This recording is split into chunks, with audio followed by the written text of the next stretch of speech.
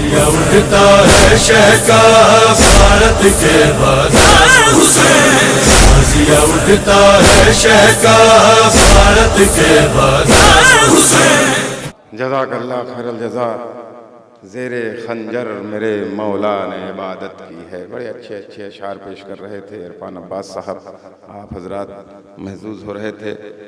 4 مصرے پڑھتا ہوں اور مولانا موصوف کو دعوت سخن دیتا ہوں۔ عرض کیا ہے کہ اپنی نسلوں کو طاہر بناتے نہیں،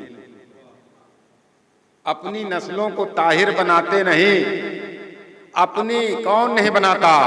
اپنی نسلوں کو طاہر بناتے نہیں، اپنی نسلوں کو طاہر بناتے نہیں، نعرہ حیدری جو لگاتے نہیں، اپنی نسلوں کو طاہر بناتے نہیں۔ ایک اشارہ ادھر تھا، ایک اشارہ اپنی طرف بھی میں کر رہا ہوں، بالکل بے باکی سے ماحول کو دیکھتے ہوئے کہ اپنی نسلوں کو طاہر بناتے نہیں، اپنی نسلوں کو طاہر، ان کو تو کہتے ہیں ہم اپنی نسلوں کو طاہر بناتے نہیں، نعرہ حیدری جو لگاتے نہیں، نعرہ حیدری جو لگاتے نہیں، کیسے ان کو کہیں ہم حسینی ہیں جو گھر میں رہ کر بھی مجلس میں آتے نہیں۔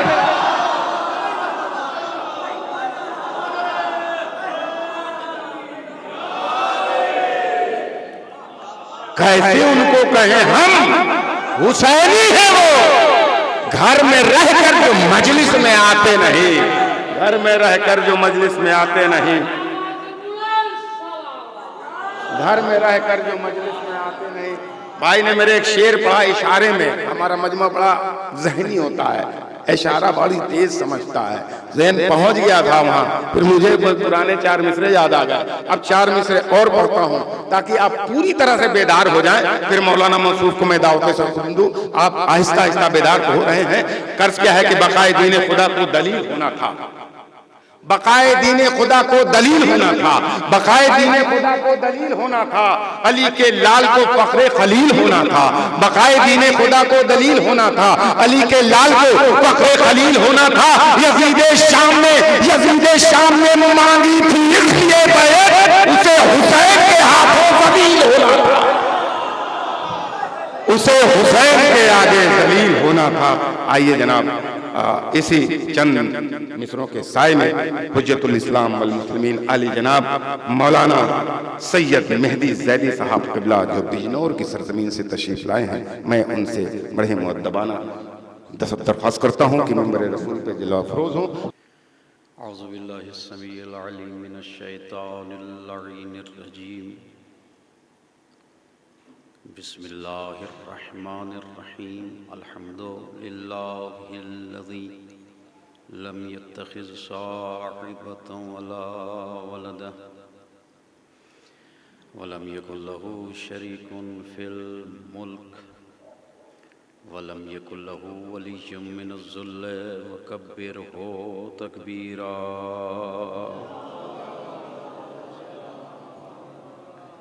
والصلاة والسلام وتحیۃ والاکرام علی الرسول النبی الامی وآلہ الطیبین الطاہرین المعصومین المظلومین الہداۃ المہدیین الذین عذب اللہ عنہم الرجس وطہرہم تطہیرا۔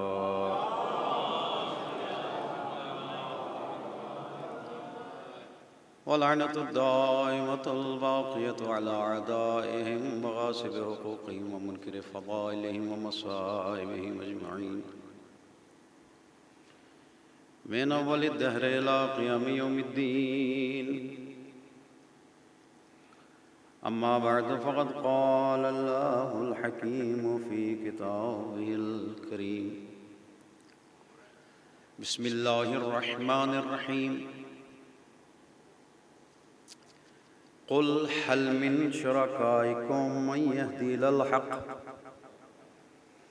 قل الله يهدي للحق أفمن يهدي إلى الحق حق أن يتبع أما لا يهدي إلا أن يهدى فما لكم كيف تحكمون. صلوات.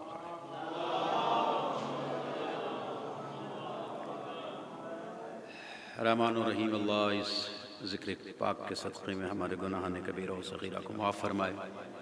اللہ حاضرین کی، مومنین کی تمام دلی مرادوں کو پورا فرمائے۔ اللہ ہماری توفیقات میں اضافہ فرمائے۔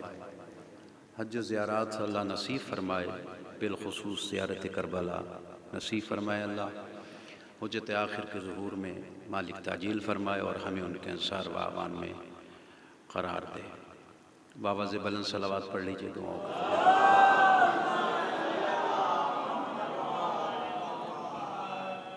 محترم سامعین، سورہ یونس کی 35ویں آیت آپ حضرات کی خدمت میں نے تلاوت کی، اور ظاہر ہے کہ یہ مجالس کسی طویل تمہید کی محتاج نہیں ہوتی ہیں، لہٰذا 1-2 منٹ کے اندر میں اپنی گفتگو کی جانب پلٹ رہا ہوں۔ موضوع گفتگو ہے حق اور باطل۔ موضوع گفتگو ہے حق اور باطل۔ جتنے سننے والے میرے سامنے موجود ہیں میرے لیے کافی ہیں، نہ مجھے کسی کا انتظار ہے نہ آپ کو کسی کا انتظار ہونا چاہیے۔ اللہ نے، وہ رحمان و رحیم اللہ نہیں چاہتا کہ اس کا کوئی بندہ بھی گمراہ رہ جائے، لہٰذا اس نے ہدایت کی خاطر انبیاء و مرسلین کو بھیجا، اولیاء کو بھیجا، ائمہ طاہرین کو بھیجا۔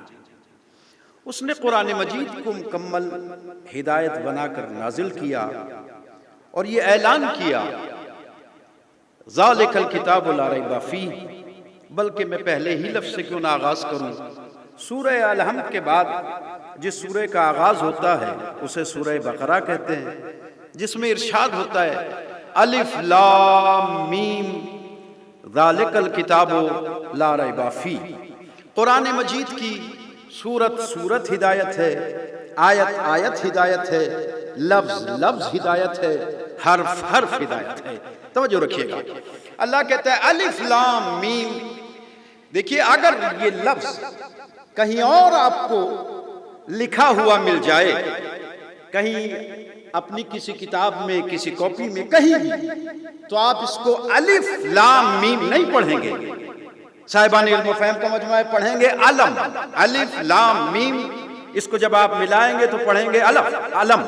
لیکن جب دامن قرآن میں اللہ نے ابتدائی میں یہ لفظ لکھ دیا اور رکھ دیا تو اب کسی میں جرات نہیں ہے کہ اس الف لام میم کو علم پڑھ دے۔ توجہ کیجئے گا، ذرا سی دیر میرے ساتھ آئیے، اس کے بعد گفتگو آغاز کرتا ہوں۔ علم نہیں پڑھ سکتے، میں کہوں گا لکھا ہوا علم ہے، پڑھ کیوں نہیں سکتے؟ جواب آیا تم اپنی مرضی سے اسے علم نہیں پڑھ سکتے، الف لام میم ہی پڑھنا ہے، الف لام میم ہی پڑھنا ہے۔ معلوم ہوا کہ جب قرآن کی ابتدا کا ایک لفظ اپنی مرضی سے پڑھ نہیں سکتے تو قرآن کو اپنی مرضی سے سمجھ کیسے سکتے ہو؟ صلوات بھیجیے بابا جی محمد آل محمد۔ دیکھیں میں زیادہ التماس آپ سے نہیں کروں گا، مجلس تو میں نے آغاز کر دی، لیکن یہ گیپ پور کر لیجئے، خدا کے واسطے تھوڑا قریب آ جائیے تاکہ بات کرنے میں لطف آئے، سننے سنانے میں تھوڑا مزہ آئے۔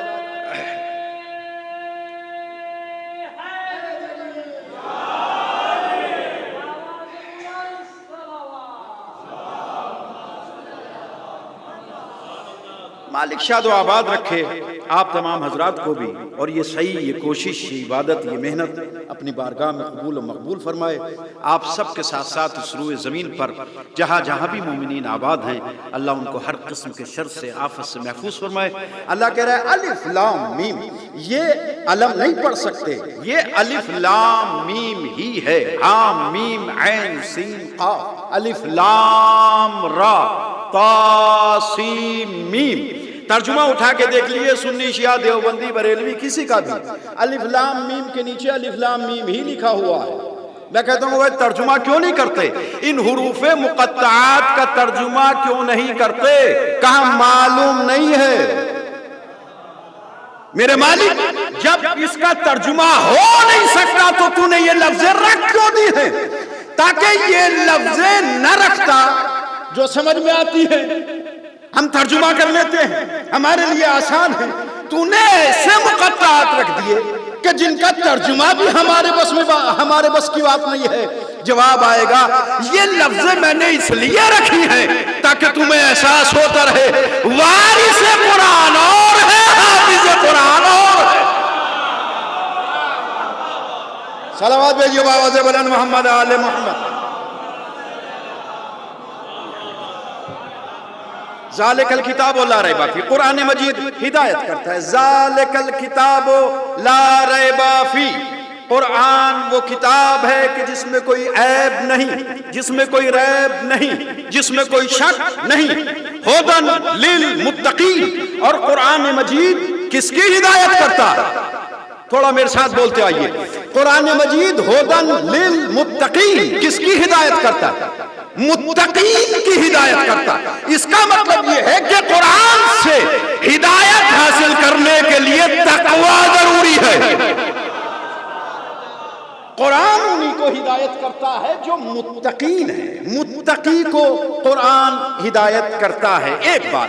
دوسری بات، میں پھر سورہ اسراء کی ایک آیت پڑھتا ہوں اور گفتگو کو بڑھاتا ہوں۔ ارشاد ہوتا ہے وَنُنَزِّلُ مِنَ الْقُرْآنِ مَا هُوَ شِفَاءٌ وَرَحْمَةٌ لِّلْمُؤْمِنِينَ۔ لوگو، ہم نے قرآن مجید میں نازل کی ہے شفا، قرآن میں شفا ہے، کس کے لیے؟ مومنین کے لیے۔ قرآن میں رحمت ہے، وَنُنَزِّلُ مِنَ الْقُرْآنِ مَا هُوَ شِفَاءٌ وَرَحْمَةٌ۔ قرآن مجید میں شفا بھی ہے، قرآن مجید میں رحمت بھی ہے۔ قرآن میں شفا بھی ہے، قرآن میں رحمت بھی ہے۔ قرآن کتاب ہدایت بھی ہے، قرآن کتاب رحمت بھی ہے، قرآن کتاب شفا بھی ہے۔ مگر ہدایت کس کو کرتا ہے؟ متقی کو۔ شفا کس کے لیے ہے؟ مومن کے لیے۔ اس کا مطلب یہ ہے کہ اگر کوئی غیر مومن ہے تو قرآن سے فیض نہیں اٹھا سکتا۔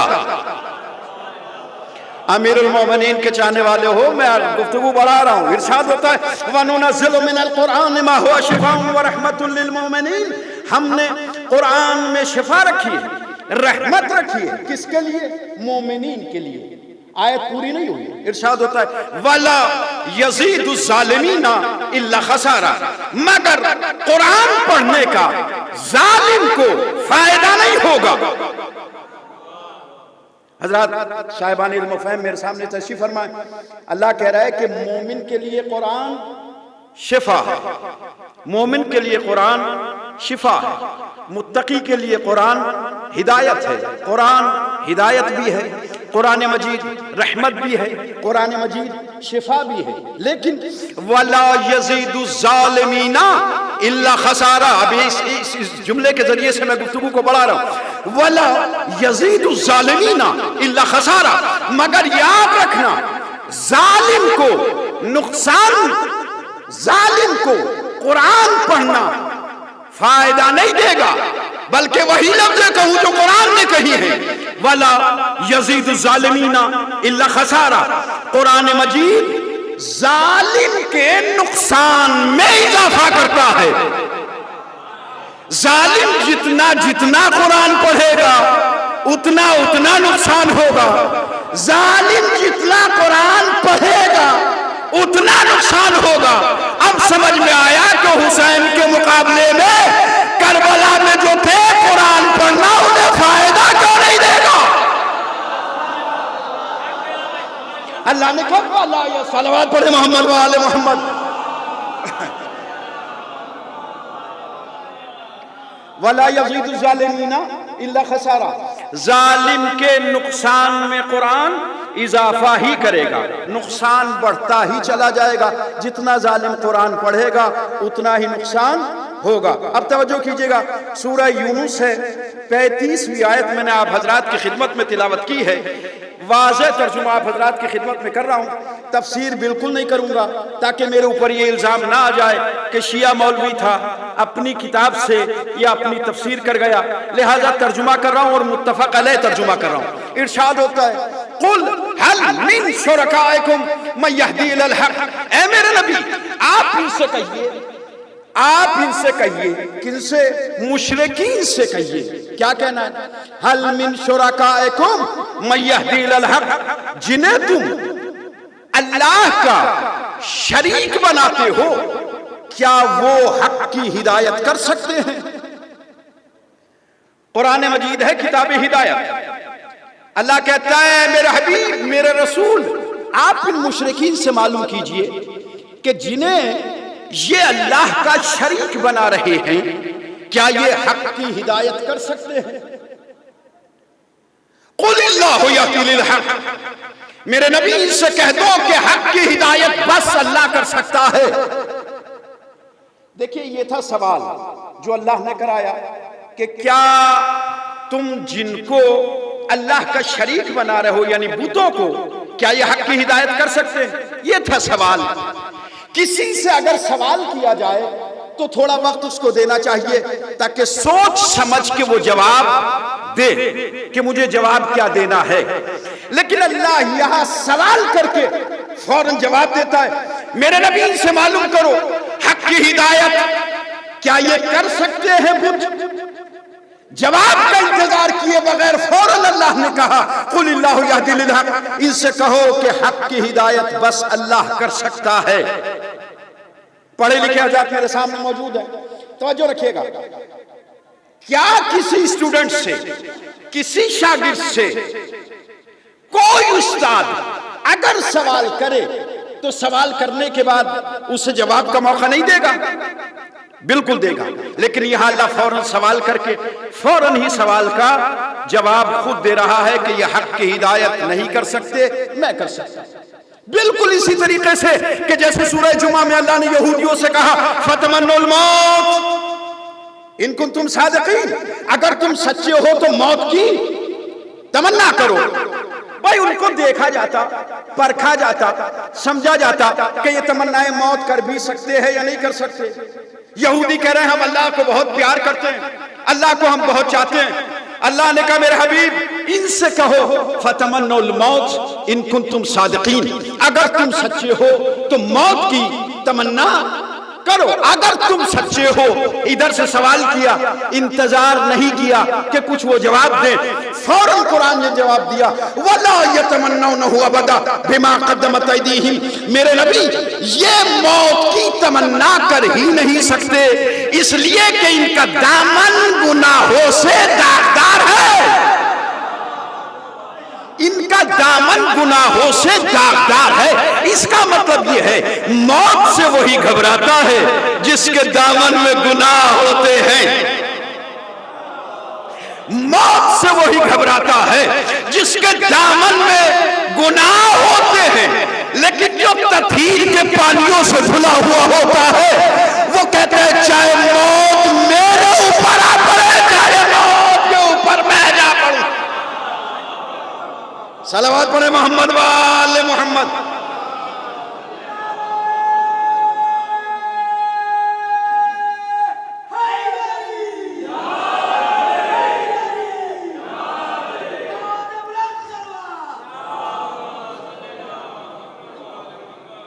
عزیزان گرامی کربلا میں بیٹھے، کربلا سے کم نہیں ہے اس جگہ کا درجہ، قبہ حسینی کا درجہ رکھتا ہے۔ یہ عزا خانہ جس فرش پہ آپ بیٹھے ہیں قبہ امام حسین کا درجہ رکھتا ہے۔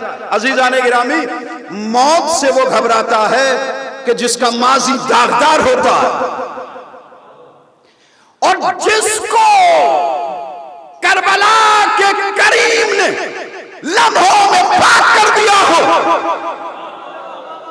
توجہ کیجئے گا عزیزان گرامی، جس کو کریم کربلا نے اپنے دست کرم کو رکھ کے پاک کر دیا ہو، وہ لمحوں میں جنت کا مناظرہ اور معائنہ کرتا ہے۔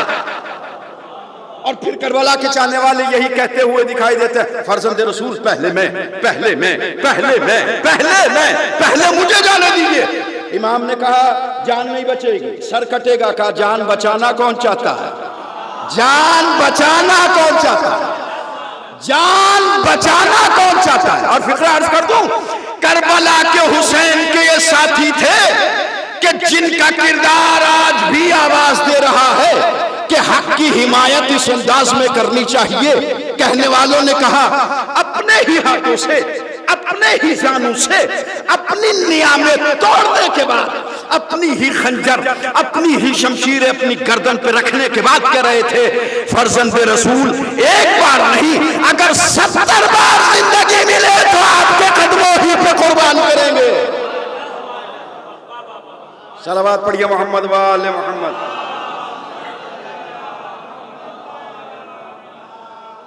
اے میرے حبیب توجہ کر لیجیے گا آیت کا ترجمہ میں پڑھ دوں. اے میرے رسول یہ جو مشرک ہیں اور اللہ کے ساتھ بتوں کو اللہ کا شریک بناتے ہیں کیا یہ حق کی ہدایت کر سکتے ہیں؟ جواب ہے قل اللہ یہدی للحق. ان سے کہو کہ حق کی ہدایت بس اللہ کر سکتا ہے. اگر اس جملے کو میں سمجھا سکا اور آپ حضرات تک منتقل کر سکا میں سمجھتا ہوں کہ گفتگو کامیاب ہے اور میں کسی نتیجے تک گفتگو کو پہنچا سکتا ہوں. اور اگر میں یہی ناکام ہو گیا تو پھر شاید میرے لیے مشکل ہو. بڑا پڑھا لکھا صاحبان فہم مجمع میرے سامنے بیٹھا ہے. جہاں جہاں تک آواز جا رہی ہے بڑی توجہ. آج ہمارے اوپر الزام لگتا ہے سب سے زیادہ شرک کا. شرک کرتے ہیں یہ شیعہ شرک کرتے ہیں یہ پہنتے ہیں شرک کرتے ہیں یہ پہنتے ہیں شرک کرتے ہیں کالا لباس پہنتے ہیں شرک کرتے ہیں ماتم کرتے ہیں شرک کرتے ہیں روتے ہیں شرک کرتے ہیں. اللہ اکبر. میں کہتا ہوں شرک تو بعد میں سمجھ میں آئے گا پہلے توحید تو سمجھو.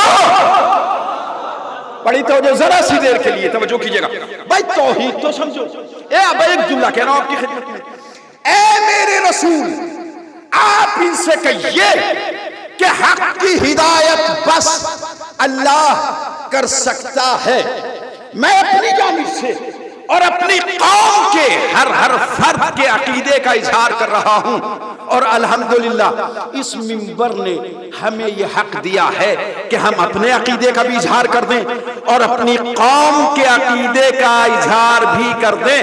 اس لیے کہ ہمارے ذاکر اور ہماری قوم کا عقیدہ جدا جدا نہیں ہوتا.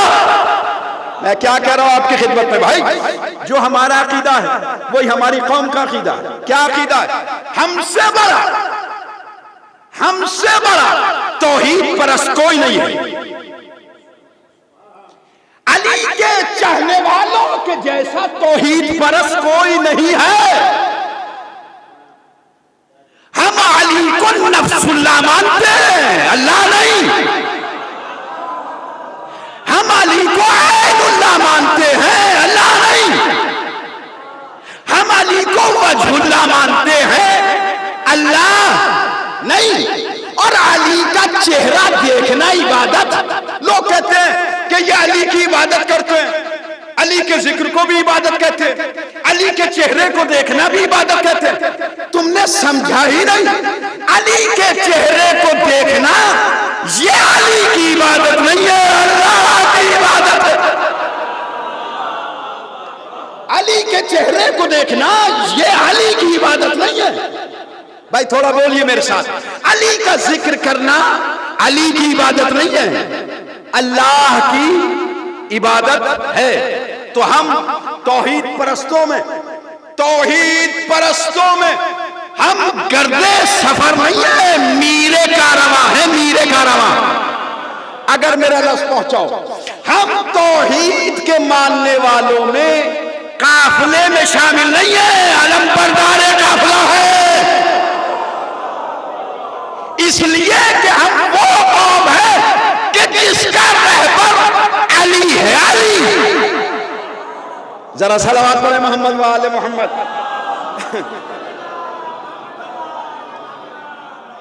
اللہ کیا کہہ رہا ہے؟ حق کی ہدایت میں کرتا ہوں. بڑی توجہ گفتگو میری منتقل ہو رہی ہے. حق کی ہدایت کون کرتا ہے؟ اللہ. لہذا یہاں سے نظریہ پیدا ہوا جو کرتا ہے اللہ کرتا ہے. اللہ جسے چاہے ہدایت دے جسے چاہے گمراہ کر دے. عجیب بات ہے جسے چاہے اللہ تعالیٰ ہدایت دے اور جسے چاہے گمراہ کر دے. اللہ تعالیٰ نہیں چاہتے کہ کسی کو گمراہ کرے. شاید میں لفظ نہیں کہہ پایا. اللہ تعالیٰ نہیں چاہتے کہ کسی کو گمراہ کرے. معاملہ کیا ہے؟ معاملہ یہ ہے کہ جو ہدایت پانا ہی نہ چاہتا ہو اس کا کیا کرے؟ بڑی توجہ، شاد و آباد۔ اللہ اپنے کسی بھی بندے کو، جس بندے کو 70,000 ماؤں سے بھی زیادہ پیار کرتا ہے، اللہ نہیں چاہتا کہ کسی بھی اپنے بندے کو جہنم میں بھیج دے، نہیں چاہتا، نہیں چاہتا۔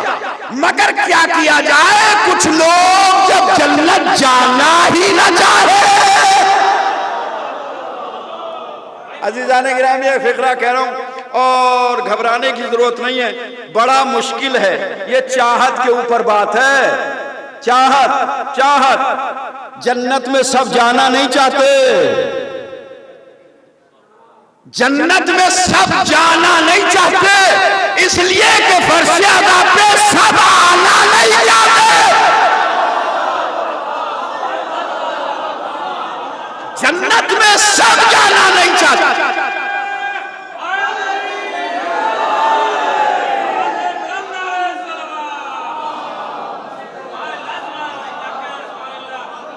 حق کی ہدایت کون کرتا؟ اب بولنا پڑے گا بھائی آپ کو، اب تو بولنا پڑے گا۔ حق کی ہدایت کون کرتا؟ سبحان اللہ، زندہ باد، زندہ باد۔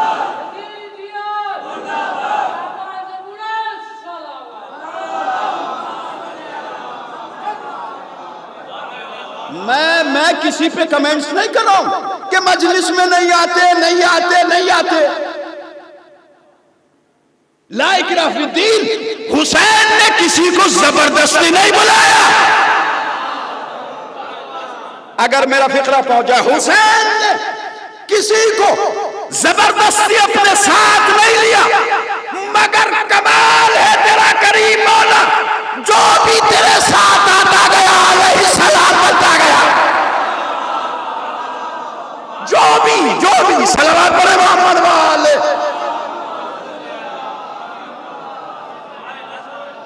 دیکھیے دوستو، بزرگ زیادہ تر میرے سامنے بیٹھے، نوجوان طبقہ تھوڑا کم ہے، بزرگوں سے بڑی معذرت۔ پہلی مرتبہ آپ حضرات سے یوں ملاقات کا شرف حاصل ہو، اور میں اپنے لیے بڑے شرف کو محسوس کر رہا ہوں، میرے لیے بڑی سعادت ہے کہ اس ذکر کی بدولت میں آپ سے ملاقات کر رہا ہوں،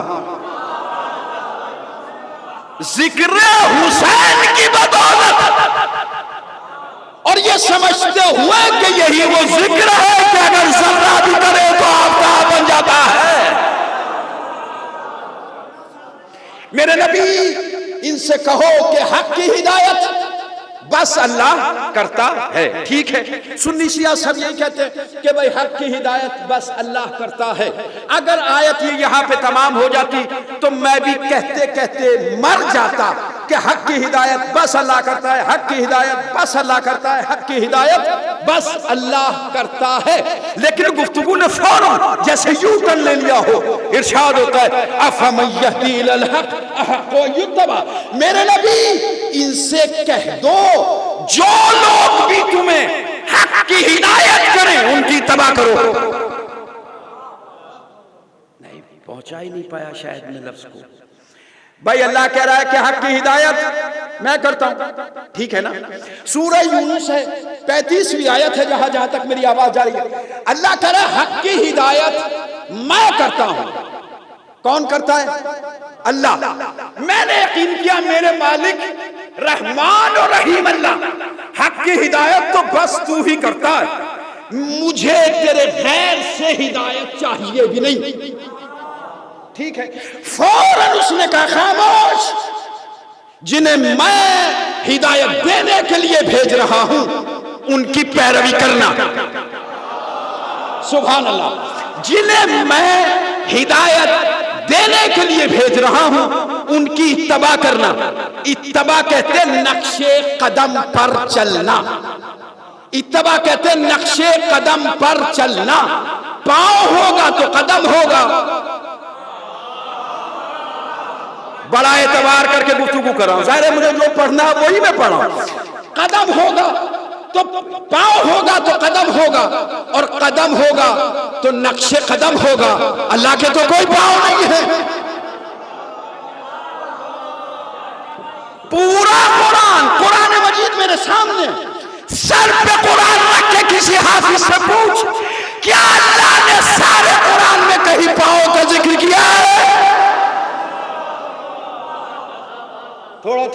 توجہ کیجیے گا. کیا اللہ نے پورے قرآن میں کہیں پاؤں کا ذکر کیا ہے؟ ہاتھ کا تو کیا بھی ہے. سبحان اللہ. توجہ کیجیے گا. ہاتھ کا تو کیا ہے. اور اگر تجھے نہ ملتا ہو تو میں بتاؤں کہ ید اللہ کہاں ہے. اللہ نے کہا جو میری جانب سے حق کی ہدایت کے لیے آئیں ان کی پیروی کرنا. اس کا مطلب یہ ہے کہ ہدایت دینے والے کچھ اور لوگ ہیں. میرا مسلسل رابطہ رہا جناب عباس صاحب سے. بڑی منتوں کے بعد یہ یہاں تشریف لائے. میں کہا بھیا آپ نے ابھی تک مکمل حاضری نہیں دی, میرے ساتھ چلنا, مجھے ذرا سی تقویت رہے گی. سلامت رہیں. دامے درم سخن جو بھی عزائے سید الشہداء میں شریک ہے. بھائی امام حسین سے رابطہ ہی تو بتانا چاہتے ہیں. کوئی پڑھ کے, کوئی سن کر, کوئی انجمن میں آ کر, کوئی صرف کھانا کھا کر,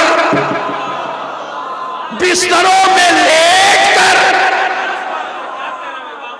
بھائی جیسی کرنی, بولو بولو, جیسی کرنی ویسا انعام. جتنا کرو گے اتنا حاصل کر لو گے. یہ منتظم ہے. اور بھی لوگوں میں نام نہیں جانتا, اللہ سب کو سلامت رکھے. یہ کون کرا رہا ہے, بانی کون ہے؟ عباس صاحب. عجیب بات ہے, یہ تو ہمارے پاس گھنٹوں گھنٹوں صبح سے لے کر دوپہر سے لے کر اب تک زیادہ وقت انہوں نے علماء کے پاس گزارا اور یہی کہتے رہے کام ہو رہا ہے, وہاں کام کر رہے ہیں, لوگ شامیانے لگا رہے ہیں, انتظام ہو رہا ہے, انتظام ہو رہا. کیسے بانی ہے؟ آئے توجہ کی جگہ. کیسے بانی کہ بیٹھے کہیں اور ہیں, انتظام کوئی اور کر رہا ہے. سمجھ آ گئی بات, سمجھ آ گئی. لیکن یہ کام انہی سے کرائیں گے جن کے اوپر اعتبار ہوگا. یہ امانت کو خائن ہاتھوں میں نہیں دیں گے. تو نام ان کا ہے, کام کسی اور کا. نام ان کا, کام کسی اور کا. بھائی بولتے کیوں نہیں آپ ایسا ہی ہے یا نہیں؟ کام کسی اور کا, نام ان کا. بانی یہ ان کی مرضی, جس سے چاہے کام کرا لے. توجہ کیجئے گا. مگر اس ظاہری نگاہ رکھنے والے میں بھی اتنا شعور ہے کہ کسی لاشعور سے, کسی جاہل سے, کسی بدو سے, کسی نجس سے, کسی بے دین سے دین کا کام نہیں کرائے گا.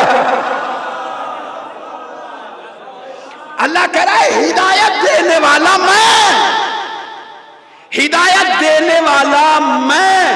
اب میری مرضی, کام میرا ہی ہے, جس سے چاہے کرا دوں. اللہ کہا جن کو میں نے بھیجا ان کی اتباع کرنا. ایک کام یہ ہے کہ جو اللہ کے بھیجے ہوئے ان کی اتباع کرنا, اور دوسرا کام کیا ہے؟ وَلَا تَتَّبِعْ أَهْوَاءَ الَّذِينَ لَا يَعْلَمُونَ. دیکھو جو بھی محتاج ہدایت ہے ان سے بچنا. جو بھی محتاج ہدایت ہیں ان سے بچنا. فَمَا لَكُمْ كَيْفَ تَحْكُمُونَ. یہ اللہ کا رعب اور تہدید یہ بتا رہی ہے کہ کچھ لوگوں نے ان سے ہدایت نہیں لی کہ جو ہدایت دینے کے لیے اللہ کی جانب سے آئے تھے. دو کام اللہ نے بتائے ہیں اور دو ہی باتوں کا مجھے ذکر کرنا ہے اور مجلس تمام ہو جائے گی. اللہ کہہ رہا ہے کہ ہدایت جو دینے والے ہیں ان سے ہدایت لیتے رہنا, جو محتاج ہدایت ہیں ان سے بچنا. بالکل سادی بات ہے, کوئی اس میں پیچ و تاب نہیں. جو ہدایت کر سکیں ان سے ہدایت لو, جو محتاج ہیں ابھی ہدایت کے ان سے بچتے رہنا. ڈاکٹر کے پاس اگر مرض لے کے جائیں تو وہ دوا بھی دیتا ہے اور دوا دینے کے بعد کہتا ہے کہ دیکھیے پرہیز کرنا, یہ نہ کھانا, یہ نہ کھانا. اللہ کہہ رہا ہے جو ہدایت دینے والے ہیں ان سے ہدایت لیتے رہنا, جو محتاج ہدایت ہیں ان سے بچنا. توجہ کیجئے گا. آپ سر راہ کھڑے ہوئے ہیں, آپ کو راستے کا علم نہیں ہے, مجھے یہ بتائیے راستہ کس سے معلوم کریں گے؟ جو راستہ جانتا ہے اس سے معلوم کریں گے، یا جو یہ کہے کہ میں ذرا معلوم کر کے آتا ہوں تب آپ کو بتاؤں گا؟ میں معلوم کر کے آتا ہوں پھر آپ کو بتاؤں گا۔ آپ کہیں گے بے وقوف ہو، پھر راستے پہ کھڑے کیوں ہو گئے ہو؟ توجہ عزیزان گرامی، ان اشاروں کا نام مجلس ہے۔ راستے پہ کھڑے کیوں ہو گئے ہو؟ کس سے معلوم کریں گے راستہ؟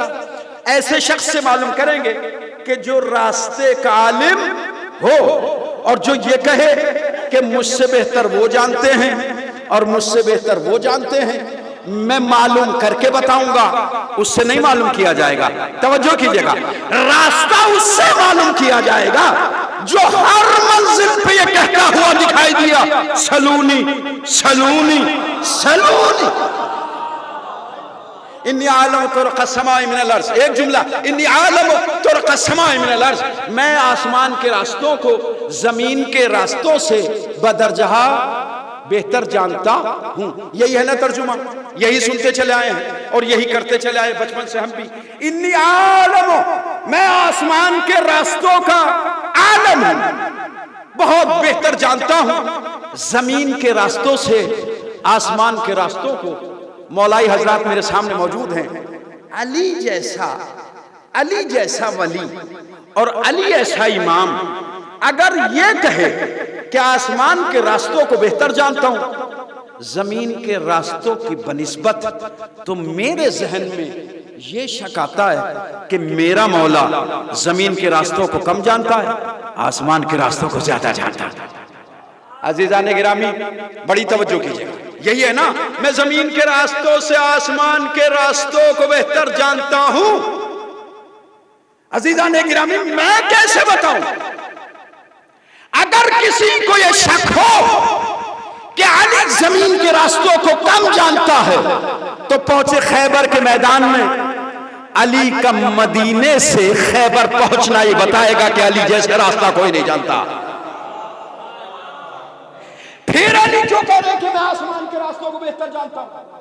عزیزان گرامی نوجوانوں کے لیے میسج دے رہا ہوں، علی جو کہہ رہے ہیں کہ میں آسمان کے راستوں کو بہتر جانتا ہوں، علی کا مقصد یہ ہے کہ مجھ سے دنیا کے راستے نہ پوچھنا، دولت دنیا کے راستے نہ پوچھنا، شہرت دنیا کے راستے نہ پوچھنا، مال کے راستے نہ پوچھنا، مجھ سے اگر پوچھنا تو جنت کے راستے پوچھنا، علی جنت میں۔ صلوات پڑھیے محمد و آل محمد۔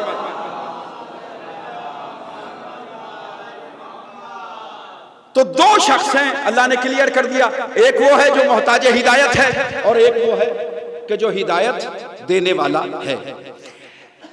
ہدایت دینے والا محتاج کے جیسا نہیں ہو سکتا اور محتاج ہدایت دینے والے جیسا نہیں ہو سکتا۔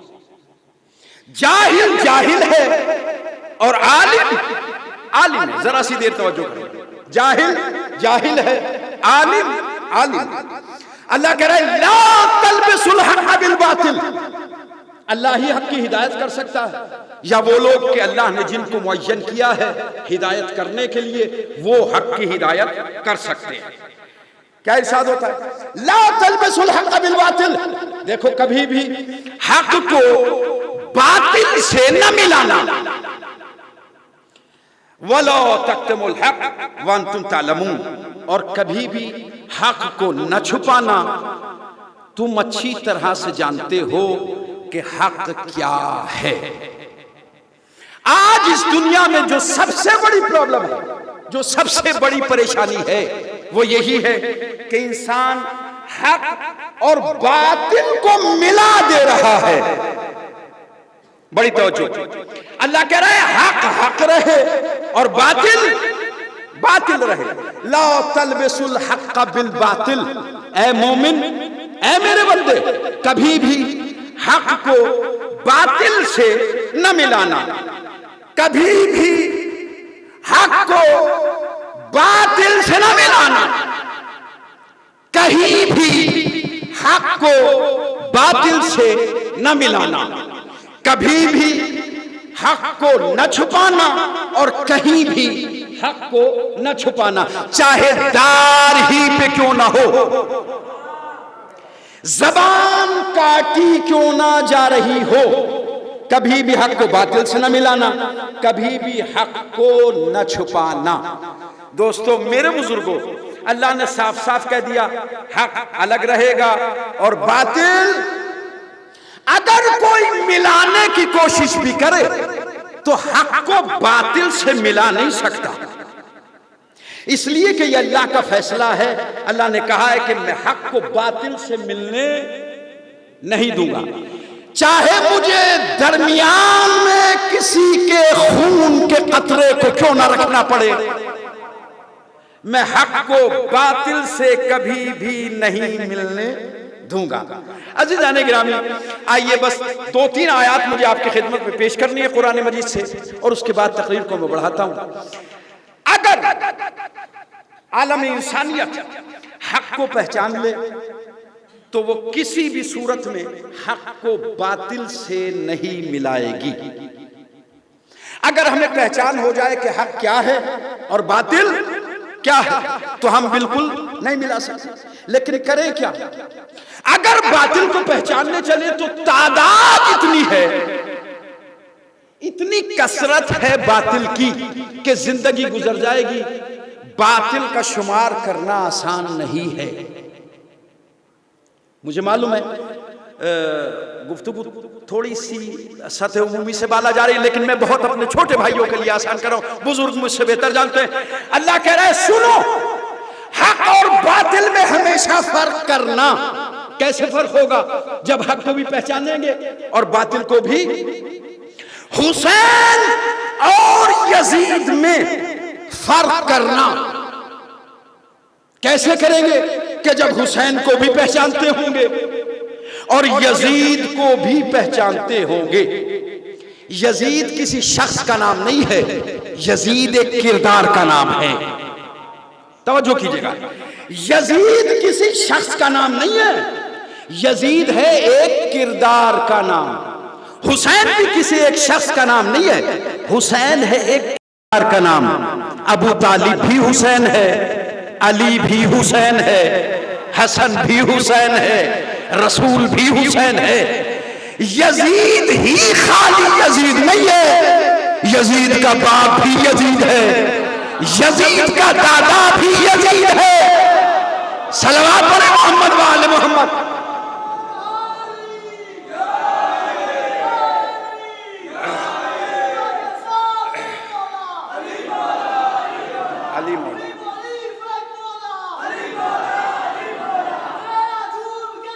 علی مولا، علی مولا۔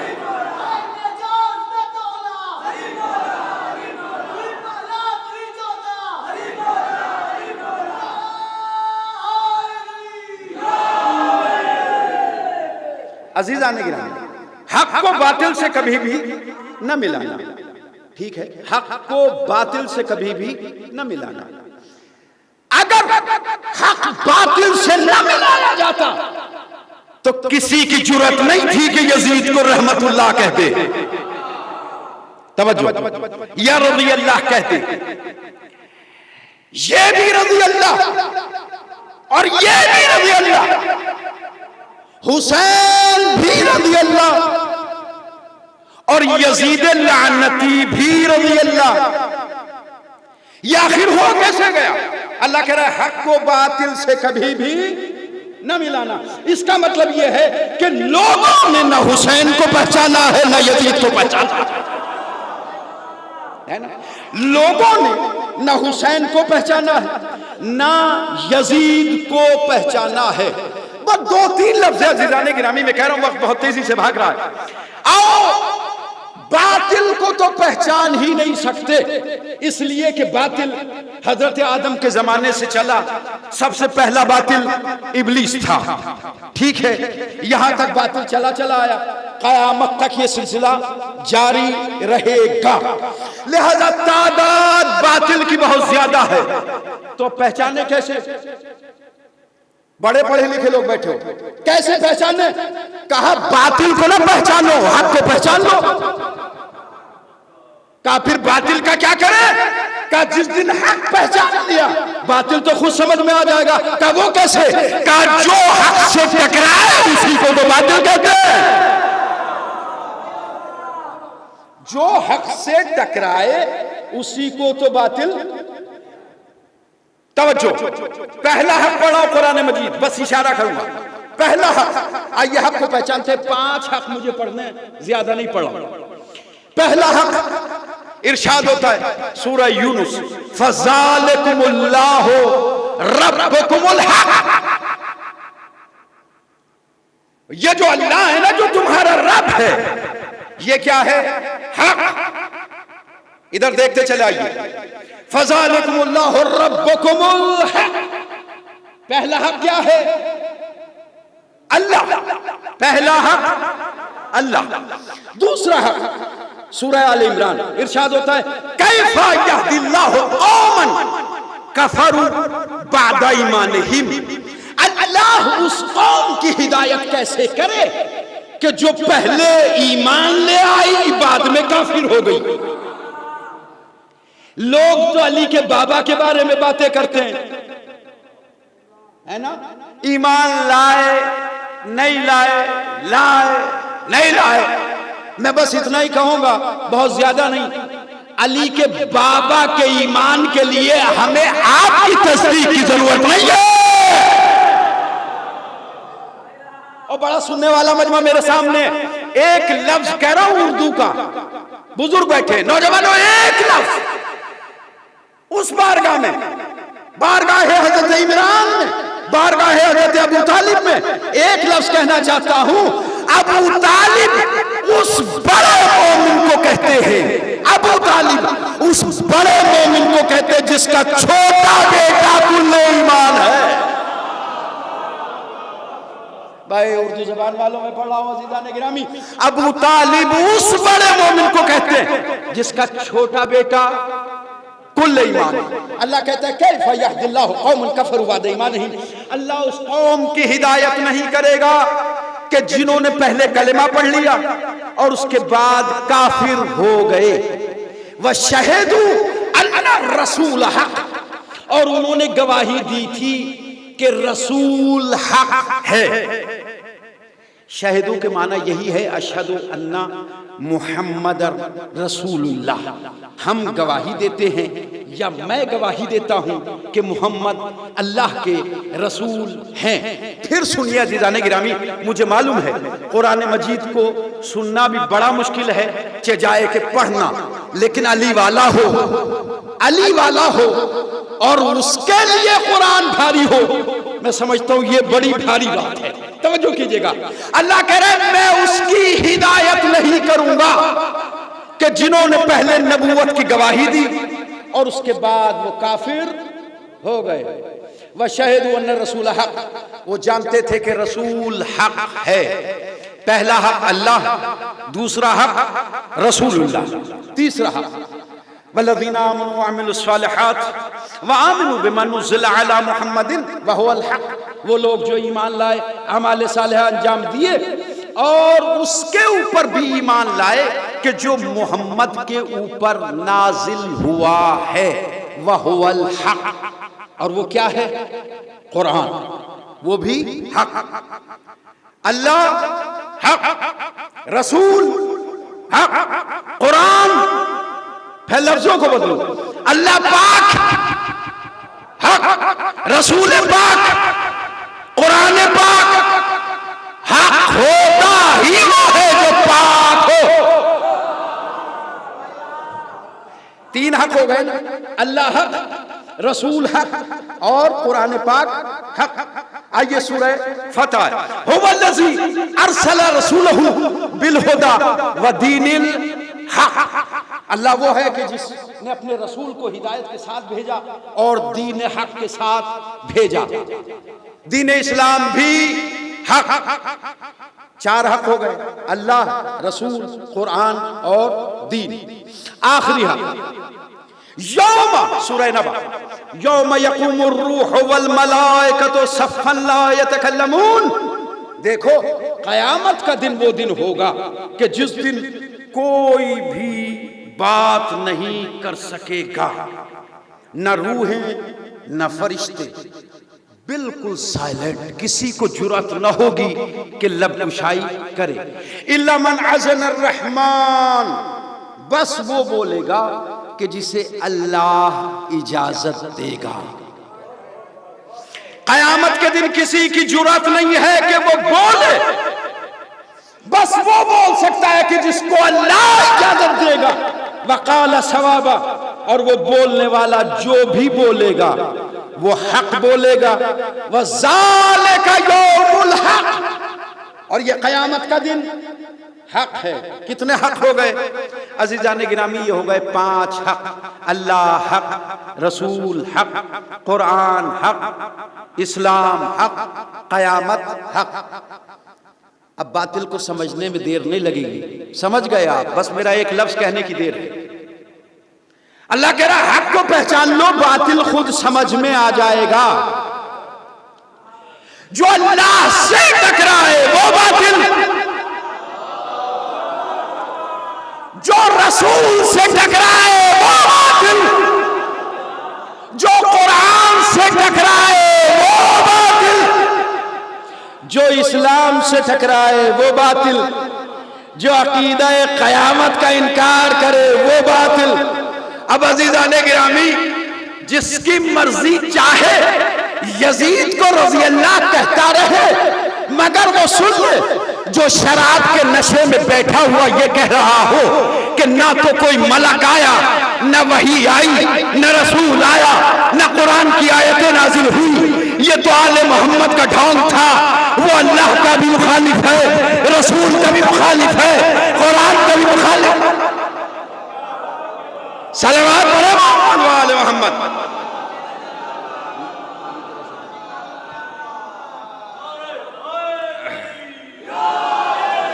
عزیزان گرامی، جو بھی حق کو پہچان لو، آسانی ہو گئی. جو بھی حق سے ٹکرائے، یزید اللہ سے بھی ٹکرا رہا تھا، یزید اسلام سے بھی ٹکرا رہا تھا، یزید قرآن کا بھی انکار کر رہا تھا، یزید عقیدہ قیامت کا بھی انکار کر رہا تھا.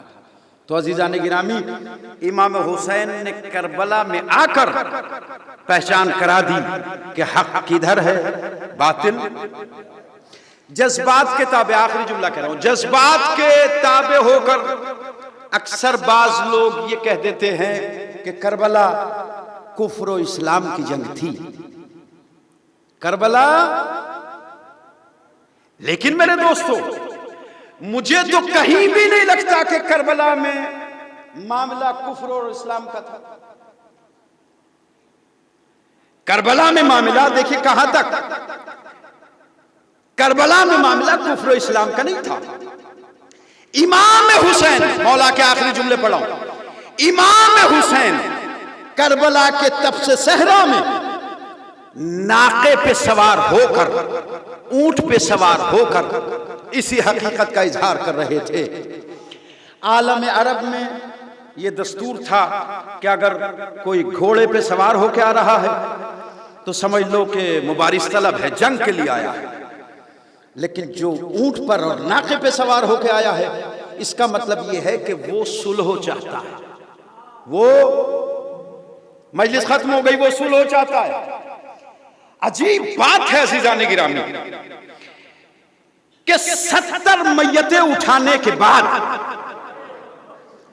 حسین ناقے پہ سوار ہیں، 70 میتیں، اور کہہ رہے ہیں لوگوں تم دیکھ ہی نہیں رہے ہو، تم تو وہ ہو کہ جنہوں نے آمنتم باللہ، اقررتم باللہ وآمنتم بالرسول. میرے سامنے وہ مجمع ہے، تم وہ ہو کہ جنہوں نے لا الہ الا اللہ بھی پڑھا ہے اور محمد الرسول اللہ بھی پڑھا ہے. لا الہ الا اللہ بھی پڑھا ہے اور محمد الرسول اللہ بھی پڑھا ہے. پھر بھی سمانکم ذہبتم الی اطرتے، اور پھر بھی لا الہ الا اللہ پڑھنے کے بعد بھی، محمد الرسول اللہ پڑھنے کے بعد بھی، آخر کیا وجہ ہے کہ تم اسی رسول کی اطرت کو قتل کر دینا چاہتے ہو؟ امام حسین کا یہ فقرہ بتا رہا ہے کہ لشکر یزید میں نہ کوئی کافر تھا، نہ کوئی مشرک تھا، نہ کوئی یہودی تھا، نہ کوئی عیسائی تھا، نہ کوئی ہندو تھا۔ کیا کہہ رہے ہیں مولا؟ تم نے لا الہ الا اللہ بھی پڑھا ہے اور محمد الرسول اللہ بھی پڑھا ہے، تمہارے ہاں نمازی بھی ہیں، روزے دار بھی ہیں، قرآن پڑھنے والے بھی ہیں، حافظ قرآن بھی ہیں۔ اس کا مطلب یہ ہے لشکر یزید میں نہ کوئی کافر تھا، نہ ہندو تھا، نہ یہودی تھا، نہ مشرک تھا۔ شاید یہی وجہ ہے کہ آج جب عزاداری ہوتی ہے تو تکلیف نہ کسی کافر کو ہے، نہ مشرک کو ہے، نہ یہودی کو ہے، نہ عیسائی کو ہے۔ تکلیف ہے تو بس مسلمان کو ہی تکلیف ہے۔ ختم کی میں نے مجلس، عزیزان گرامی، وہ پہلا توحید کا مخالف جس نے اللہ کی بات کو نہ مان کے اللہ کی مخالفت کی تھی، اسے ابلیس کہا گیا، شیطان کہا گیا۔ اللہ نے کہا سجدہ کر، اس نے کہا سجدہ، پہلے میری بات سنو، پہلے میری بات سنو، مجھے آگ سے بنایا گیا، اسے مٹی سے بنایا گیا۔ آگ افضل ہوتی ہے، آگ بلند ہوتی ہے، آگ میں روشنی ہوتی ہے، مٹی میں روشنی نہیں ہوتی۔ آگ کو چھو تو اثر کرتی ہے مٹی۔ دیکھیے دلیلیں ساری صحیح ہیں، اس جملے پہ مجلس تمام کروں، دلیلیں ساری صحیح ہیں، مگر اللہ نے کہا لعنتی ہے نکل جا۔ میں کہوں گا اللہ دلیلیں تو سب صحیح دے رہا ہے، کہا جب حکم خدا آ جائے تو پھر دلائل نہیں دیے جاتے، حکم مولا اگر آ جائے تو مانا جاتا ہے، دلیلیں نہیں دی جاتی۔ لہذا توحید کا پہلا منکر شیطان تھا۔ امام حسین کربلا کے میدان میں کھڑے ہوئے کہہ رہے ہیں کہ تم نے تو لا الہ الا اللہ بھی پڑھا ہے، محمد رسول اللہ بھی پڑھا ہے، پھر تم کیوں اطرت رسول کو قتل کر رہے ہو؟ میں رسول کا نواسہ نہیں ہوں، علی و بطول کا بیٹا نہیں ہوں۔ وجہ کیا ہے؟ استحوذ علیکم الشیطان، سچ تو یہ ہے کہ شیطان تمہارے اوپر غالب آ گیا ہے۔ عزیزان گرامی، آپ نے دیکھا کہ جب شیطان کسی کے ذہن و دل پہ غالب آ جائے تو پھر حق کو تسلیم کرنے نہیں دیتا۔ یہی وجہ ہے کہ وہ دلیلیں دینے والا دلیلیں دیتا رہا، وہ انکار کرنے والے انکار کرتے رہے۔ وہ کہتا رہا تم نہیں جانتے میرے نانا نے مجھے پشت پہ سوار کیا، کیا تم نہیں جانتے بازاروں میں میرا نانا مجھے لے کے گھومتا تھا، کیا تم نہیں جانتے میرے نانا نے مجھے زبان چسائی ہے، کیا تم نہیں جانتے کہ میں علی و بطول کا جایا ہوں۔ بس ایک ہی آواز آتی تھی، قتل کر دو، قتل کر دو۔ کردار حسین نے بھی آواز دی، میں تم سے رحم و کرم کی بھیک مانگنے نہیں آیا ہوں، میں تو حجت تمام کرنے آیا ہوں۔ اگر اب بھی توبہ کر لیتے تو میں تمہیں اب بھی معاف کر دیتا۔ اے میرے کریم مولا، اے میرے کریم مولا، ذرا سوچو جو دشمنوں کے لیے اتنا کریم ہے وہ چاہنے والوں کے لیے کتنا کریم ہوگا۔ رونے والوں، فرش عزائے حسین پہ بیٹھ کر ہر مراد پوری ہوتی ہے۔ اسی لیے بزرگ کہتے چلے آئے ہیں کہ جب آنکھ سے آنسو نکلے تو دعا ضرور کر لینا۔ مجلس سے باہر کی جو بھی دعا، چاہے وہ مسجد ہی میں کیوں نہ ہو،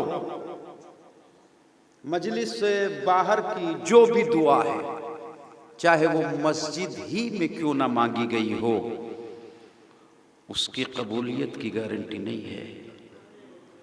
لیکن جو دعا فرش عزا پہ مانگی جاتی ہے وہ کبھی رد نہیں ہوتی۔ کیوں؟ اس لیے کہ باہر جو دعا مانگی جاتی ہے، مومن دعا مانگتا ہے، مومن ہی آمین کہتا ہے، لیکن جو اس فرش پہ بیٹھ کے دعا مانگی جاتی ہے، دعا مومن کرتا ہے، آمین حسین کی کوک جلی ماں کرتی ہے۔ اجرکم خدا کوئی غم نہ دے سوائے غم عالم. بڑے دکھ دیکھے، بڑے دکھ دیکھے بی بی نے، خدا کوئی غم نہ دے. دیکھیے لفظ منہ سے نکل گیا، چلیے دو لفظ اور کہتا ہوں. جب میدان محشر ہوگا نا، میدان محشر تو اولین و آخرین کا مجمع جمع، اولین و آخرین کا مجمع جمع، انبیاء و مرسلین، ان کی ساری امتیں. ایسے میں ایک آواز آئے گی، منادی ندا دے گا، اے اہل محشر غضوا ابصارکم، اے اہل محشر اپنی اپنی آنکھوں کو بند کر لو. رونے والوں، اس سے بڑی مصیبت نہیں ہو سکتی. اپنی اپنی آنکھوں کو بند کر لو. کہا کیوں؟ کہا دیکھتے نہیں ہو نبی کی بیٹی فاطمہ آ رہی ہے، اور عالم یہ ہوگا سر سے لے کر پاؤں تک چادر میں ڈھکی ہوئی، سینکڑوں حوروں اور کنیزوں کے جھرمٹ میں فاطمہ میدان محشر میں آئیں گی، اور پائے عرش کو پکڑ کے کہیں گی یا اللہ مجھے میرے کربلا والوں کا حساب چاہیے. رونے والوں، آپ نے سن لیا اور میں نے کہہ دیا، میدان محشر میں جہاں کوئی غلط تصور ذہن میں آ بھی نہیں سکتا، وہاں یہ حکم ہوگا اپنے سروں کو نیچا کر لو، اپنی آنکھوں کو بند کر لو، اس لیے کہ بنت رسول آ رہی ہے. اللہ اکبر، سر سے لے کر پاؤں تک چادر میں ڈھکی ہوئی نبی کی بیٹی میدان محشر میں آئے گی. میرا دل کہتا ہے کاش کوئی کوفہ و شام کے بازار میں ایک بار کہہ دیتا، ایک بار کہہ دیتا اپنی آنکھوں کو بند کر لو، یہ فاطمہ کی بیٹیاں ہیں. اللہ اکبر، اللہ اکبر. لیکن میں نے تو یہی سنا کہ منادی ندا دیتا جا رہا تھا، تماشا دیکھنے والوں تماشا دیکھو، یہ نبی کی بیٹیاں ہیں، یہ علی و بطول کی جائیاں. اور علی کی بیٹیاں عباس و اکبر کے قاتلوں سے ایک ایک چادر کا سوال کرتی چلی گئیں، لاؤ ہمیں چادر دو، ہم تمہارے نبی کی نواسیاں ہیں. اجرکم اللہ، خدا کوئی غم نہ دے سوائے غم آل محمد کی. میں پڑھ چکا، خدا سلامت رکھے. ہماری قوم اپنے ذاکر کو، خطیب کو، اپنے مولانا کو بڑی عزت دیتی ہے، بڑی عزت دیتی ہے، بہت عزت دیتی ہے. یہ حسین کا کرم ہے. حسین کے صدقے میں مولا کے عزادار اپنے مولا کے ذاکر کو بڑی عزت دیتے ہیں. کیا بات ہے؟ بس ذرا سی بات یہ ہے کہ کوئی مولا کی بات سناتا ہے منبر پہ بیٹھ کے، اس سے زیادہ تو نہیں. اللہ اکبر. اگر فرض کرے میری بیٹی کہیں کسی شہر میں کسی پریشانی میں مبتلا ہو جائے، اور وہ کسی مومن کو پہچان کے اس کے چہرے سے، اس کے لباس سے کہے جناب آپ فلاں مولانا کو جانتے ہیں، مہدی زیدی جو بجنور کے، آپ انہیں جانتے ہیں؟ کہا بی بی آپ بتاؤ کیا بات ہے؟ میں جانتا نہیں ہوں، میں نہیں جانتا، لیکن آپ بتائیے. کہا میں ان کی بیٹی ہوں. میں پڑھ چکا، میں ان کی بیٹی ہوں، میں ان کی بیٹی ہوں. کہا کیا ہوا؟ کہا میں اس پریشانی میں ہوں. کہا بی بی آپ بالکل پریشان نہ ہوں، اب آپ کو تکلیف کرنے کی ضرورت نہیں ہے، اب آپ کو زحمت کرنے کی ضرورت نہیں ہے، آپ کی ہر پریشانی دور ہوگی. اللہ اللہ، ذرا دل پہ ہاتھ رکھ کے کہو، ہر بازار میں، ہر چوک پہ نبی کی بیٹی کہتی رہے لاؤ مجھے چادر دو، میں تمہارے نبی کی بیٹی ہوں. اجرکم اللہ. چادر کا سوال ہے، میں فاطمہ کی بیٹی ہوں. کوفے کا دروازہ تھا، قافلہ دروازہ کوفہ پہ لا کے روک دیا گیا. بس روایت کے چند جملے مجلس تمام کر رہا ہوں. ارباب اعضاء، اگر کسی کا اپنا شہر ہو، اپنا شہر، اور اپنے ہی شہر میں کوئی یوں غربت کے عالم میں داخل ہو، عزت والوں کے لیے بڑا مشکل ہے، عزت داروں کے لیے بڑا مشکل ہے. दरवाज़े कूफा पे जब आले मोहम्मद असीर पहुंचे हैं तो शाम हो रही थी, शाम हो रही थी। अली की पर्दादार बेटी ने सोचा चलो अच्छा है, रात हो रही है, कोई देखेगा कोई नहीं देखेगा, हम बाजार में दाखिल हो जाएंगे। रोने वालों क़यामत हो गई। दरवाज़े कूफा पे जाने के बाद काफिले को रोक दिया गया। हथकड़ियों भेड़ियों को संभाल के मेरे इमाम ने कहा क्या बात है, काफिला क्यों रोका गया? कहा अब रात हो गई। कहा तो फिर? कहा रात के अंधेरे में कूफे में दाखिल नहीं करेंगे, दिन के उजाले में। अल्लाह अकबर।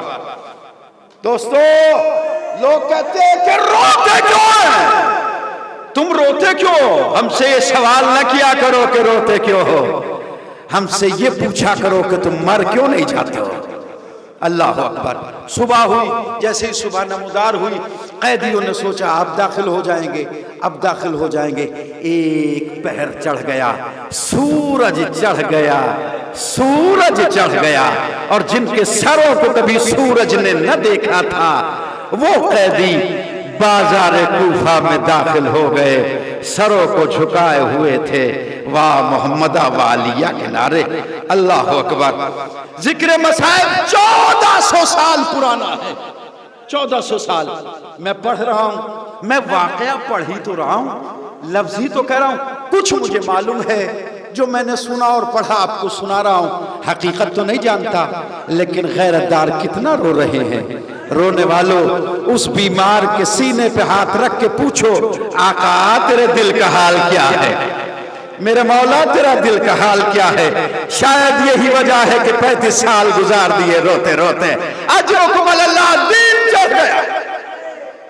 हुसैन का ज़ादार बड़ा नर्म दिल होता है। मजलिस खत्म करता हूं। बड़ा नर्म दिल होता है, गम नहीं देखा जाता है। मौला के चाहने वाले से किसी का दुख नहीं देखा जाता। दोस्तों, मुहर्रम जा रहे हैं, जब मुहर्रम के दिन नजदीक आते हैं तो हमारा दिल बड़े तेजी के साथ तड़पने लगता है। मौला हमारे मेहमान होने वाले हैं, मौला हमारे मेहमान होने वाले हैं। अब मौला हमारे मेहमान थे, मौला हमसे रुखसत होने वाले हैं। मौला जो अज़ा में कमी रह गई हो हमें माफ करना। हमारे पास कोई दौलत नहीं है आपको देने के लिए, जो कुछ है ये आंसू है और आपकी माँ का रुमाल है। अल्लाह अकबर। मौला का एक चाहने वाला है, नाम है मुस्लिम, नाम है मुस्लिम। मकान बनाने का काम करता है, मेमार है। वो कहता है मैं कूफे में उस दिन था, मकान बना रहा था, लेकिन मेरा दिल सुबह से बड़ा परेशान था, मेरा दिल सुबह ही से बड़ा परेशान था। क्यों ना परेशान हो, मौला का चाहने वाला था ना। एक शोर कानों से टकराया, काम को छोड़ के कहता है, मजदूरों से कहता है तुम काम करो, मैं जरा बाजार में हो गया तो मेरा दिल बड़ा घबरा रहा है। बाजार में पहुंचा, अजीब शोर सुना। कोई कहने वाला कह रहा था कि बागी था कि जिसके मर्दों को कत्ल किया है, कोई कह रहा था कि खारजी है कि जिसको करबला में कत्ल किया है। अल्लाह अकबर। मुस्लिम जैसे ही बाजार कूफा में आया, निगाह पड़ी सरे हुसैन के ऊपर, निगाह पड़ी सरे हुसैन के ऊपर। पेशानी से नूर निकल रहा था, रीशे मुबारक खाक खून में गलता थी। कानों से वो लफ्ज भी टकरा रहे थे कि करबला में कोई बागी था।